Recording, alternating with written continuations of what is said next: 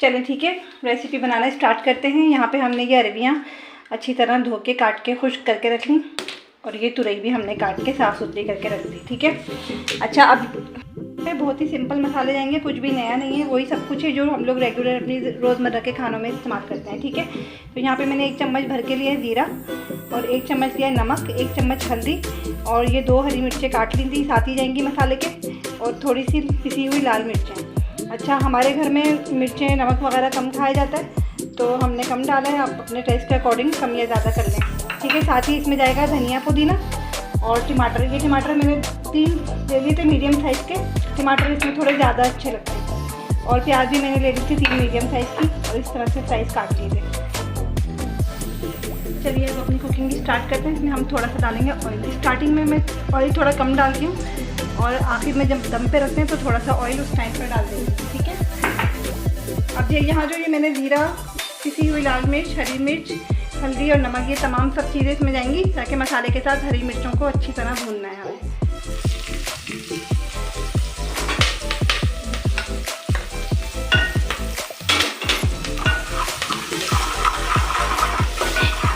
साथ ही हम इसमें डाल देंगे प्याज।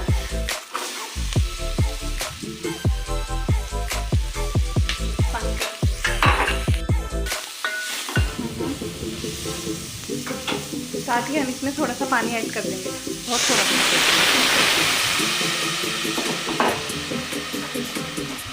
ये टमाटर हम डाल देंगे सारे, थोड़ा सा पकने देंगे। बंद कर लियो। अच्छा, अब ये टमाटर और प्याज को हम थोड़ा सा ढक के पकाएंगे जब तक टमाटर नहीं गल जाते। हम अभी अपनी सब्जी इसमें नहीं ऐड करेंगे। ठीक है, अच्छा देखिए 5 मिनट हो चुके हैं, टमाटर का हम चेक कर लेते हैं गल चुके होंगे।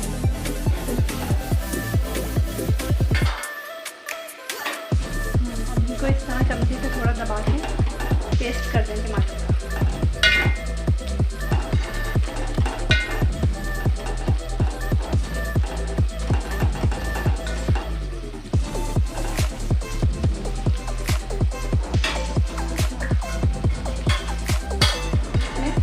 अरबियाँ डाल देंगे।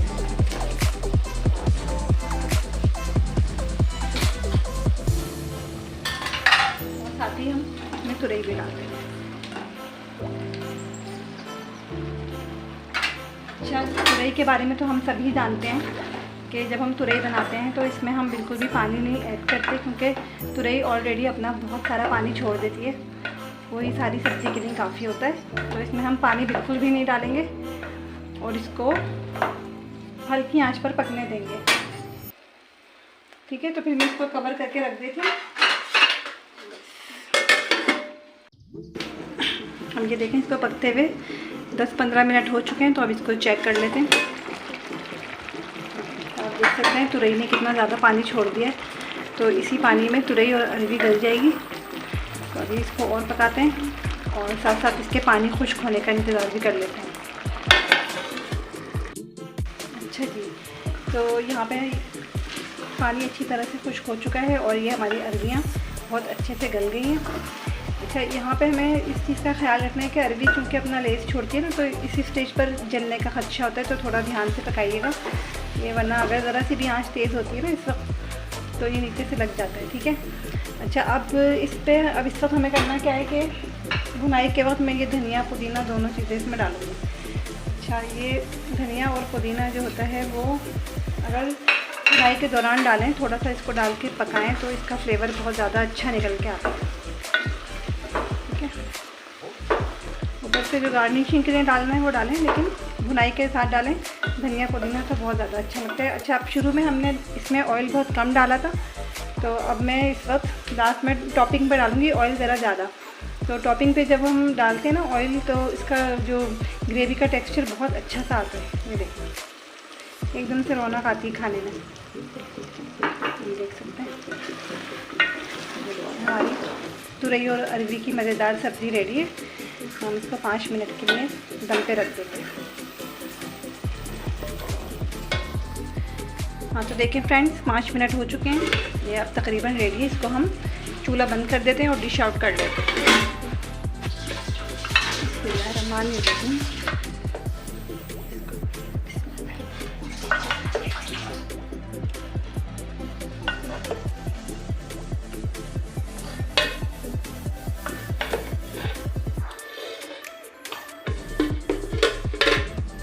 تو دوستوں ہم نے اس کو یہ دیکھیے فرینڈس، ترئی اور اروی کی مزیدار سی سبزی کھانے کے لیے بالکل ریڈی ہے. اپنی فیملی کے ساتھ انجوائے کیجیے، مجھے دعاؤں میں یاد رکھیے اور اب اجازت دیجیے. اللہ حافظ.